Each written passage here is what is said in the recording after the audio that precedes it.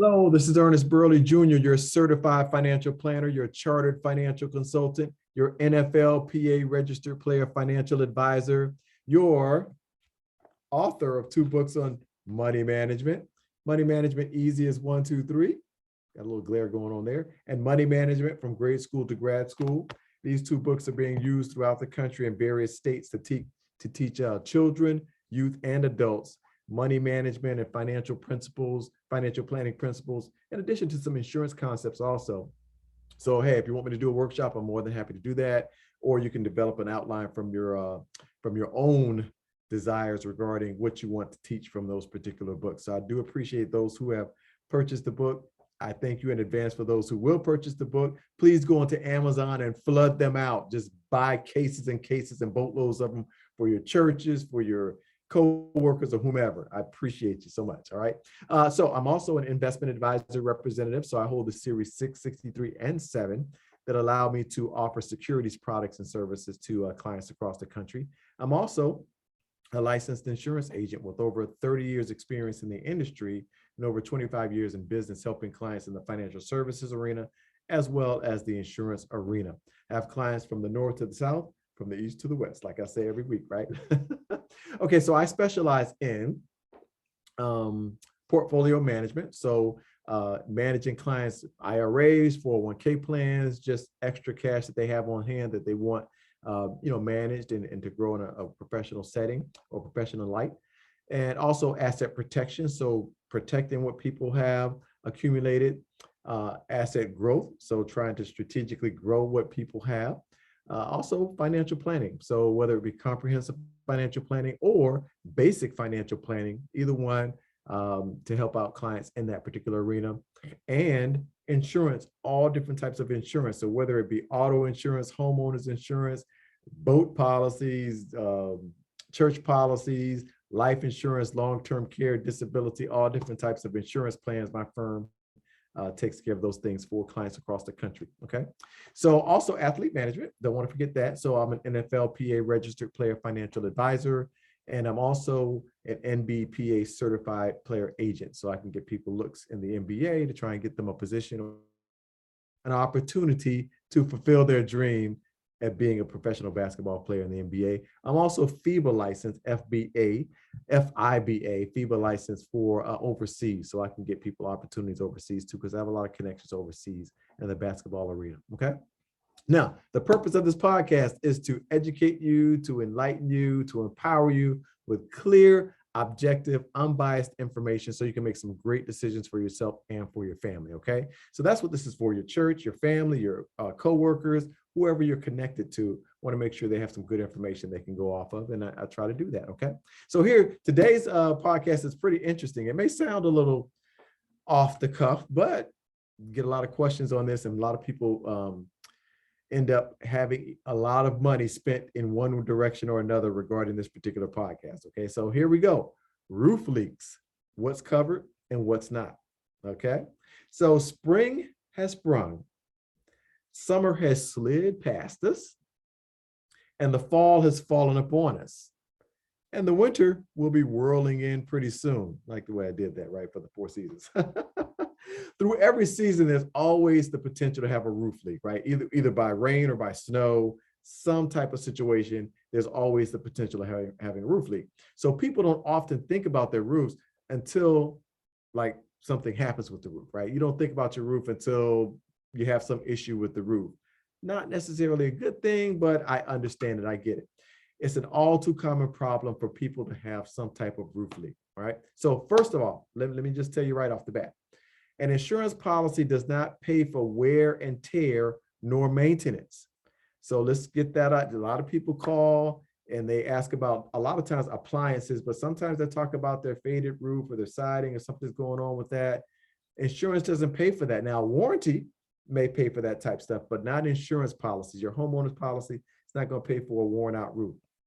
Your auto policy either. So when insurance kicks in for coverage, there's more than likely something called sudden and accidental damage that occurs in order for that policy to pay for it in the property insurance arena. Something has to happen, something that happens over a period of time is usually not going to be covered by insurance. For example, So if you have some worn out tires on your car, an insurance policy is not going to pay for your bald tires because they're worn out. That's not covered. Your insurance policy is not going to pay for that. Now, if you hit a pothole with that tire and you blow the tire as a result of hitting the pothole, that could be something that's covered by an insurance policy, right? So look at the difference in the two. Wear and tear that happens over a long period of time versus hitting a pothole, sudden accident that you can potentially have coverage for under an insurance policy, sudden accidental damage. Now let's take a look at a roof. A worn out roof, for example. See if your roof is faded, it's worn, it's cracked, it's all this other kind of stuff is going on with your roof. That's not going to be a covered situation. Your insurance company is not going to replace your roof because it's worn out, because it's old, because it's leaky. No. Now, if you have a windstorm and some shingles are blown off your roof, or a tornado comes by and blows off some roof material, or a tree falls into the roof, or hail damages the roof, then that's going to be something that's going to be covered by your insurance policy to repair or replace that area that was damaged by what's called those covered perils, right? Peril is something that can cause you harm or damage. So those are covered perils under your insurance policy. So there you go. If you have a situation like that happens, that's sudden accidental, right? The wind blows the shingles off, the tree falls on the roof, the hail damages the top of the roof. I know I'm being a little dramatic with my hand gestures here, right? But I want you to get the picture. It's sudden and accidental damage that's normally required for your insurance policy to pay for, not something that's occurred over a period of time that involves wear and tear and maintenance, deterioration, mold, mildew, rot. Those things aren't normally covered by an insurance policy, okay? Now, here's another biggie that a lot of people don't think about. Now, I know because I came from claims. I used to pay these claims, so I'm just telling you the inside scoop here, okay? If you have water leaking into your home from a roof, right, a leaky roof, any damage to the contents by the water that's leaking into that roof is not going to be covered unless there's some type of covered damage to the roof. The purpose of the roof is to keep that water out of the house, right? Not let it leak into the house. So if you have a sofa there, your clothes sitting over there, you have your computer sitting there, and water is leaking through the roof into your home because it's old, worn out, or what have you, the damage to that personal property is not going to be covered, right? A lot of people don't know that. So now you know because you're looking at Ernest's podcast, right? So be very knowledgeable and cognizant of that. Now, if there's building damage, say for instance, if the water leaks onto the ceiling and causes a stain on the ceiling, or leaks onto the walls or the floor, the carpet, your hardwood floors, things of that nature, that's normally covered. The water damage, even though it's leaking from a leaky, worn out roof, if there's building damage, wall coverings, floor coverings, ceiling coverings, things that are permanently attached to the building, your cabinets, say if the water comes down into your cabinets and they swell up or what have you, that's normally going to be covered because that's part of the dwelling, the building itself, and that leak is probably going to be covered. Now, if it gets to the point to where it's like eroded and things that happen over a long period of time, rot, deterioration, you may have a problem with coverage in a situation like that. But if it happened just recently and boom, things are swelling up and you have stains, that's normally going to be covered, even though it's a worn out roof. Contents, not so much. Now, the contents of your personal property can be covered if damage occurs to that roof, covered damage. So say the tree falls onto the roof. Now that created an opening in the roof because of that covered damage and the water is seeping in through that your contents will be covered in that case. Or if the hail is beating on your roof, and that creates compromised shingles, which cause the roof to leak, your contents will be covered from that type of leak. Some shingles are blown off your roof. That compromises the integrity of your roof. That's a covered peril. That's a covered claim. The water damage to your contents inside the home would be covered in a situation like that from a roof leak. So you can get coverage that type of way if there's damage to the roof that's covered by the policy, but not just from an old leaky roof, not for your contents. So that's something very important because that happens a lot, right? You have a leaky roof, the roof is just worn out and now it's leaking all over your furniture and everything, your clothes. You're gonna have a problem if it's just a worn out roof. Got to have some covered damage to the roof that caused that water to seep into the home, okay? So there you go. Know the information, proceed accordingly, get that clear, unbiased information, and make sure you're taking care of your best interests, okay? That's it for today's podcast, roof leak.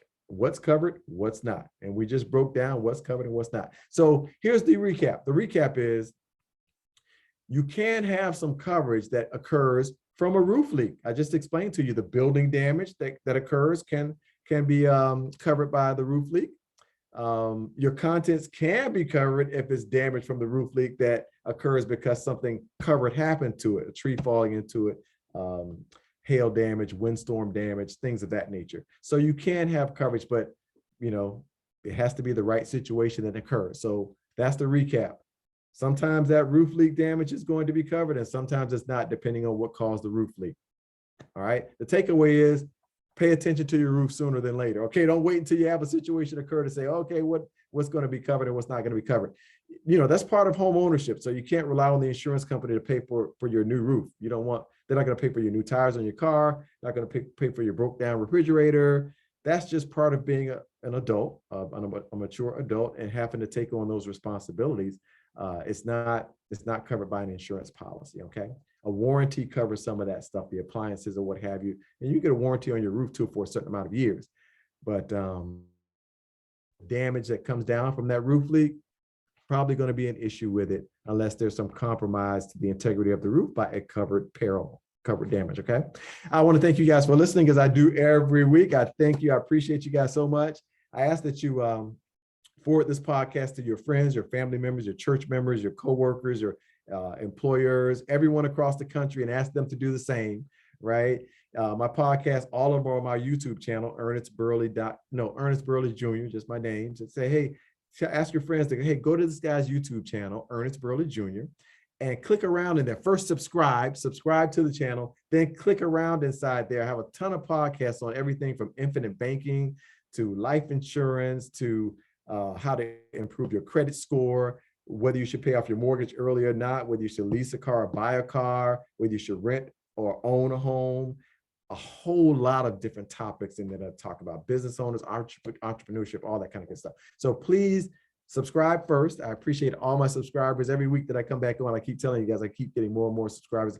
I'm trying to get to 1 million subscribers. Please send it to everyone so you guys can get me to 1 million subscribers, because I think we have some very good information on my channel that can help you out in various areas of your life. Okay.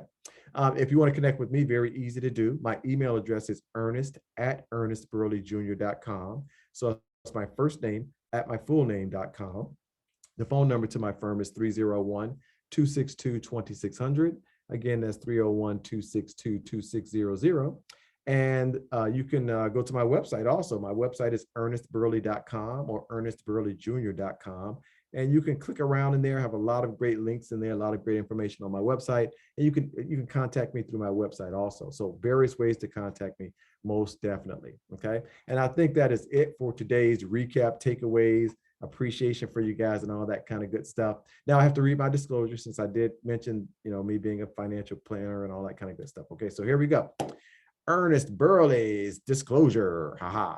All right, here we go. Burley Insurance and Financial Services, Inc., 13621 Annapolis Road, Bowie, Maryland, 20720. Securities and investment advisory securities and investment advisory services offered through Next Financial Group, Inc., member FINRA and SIPC.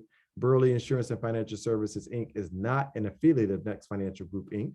This material is not intended as an offer or solicitation for the purchase or sale of any security or other financial instrument.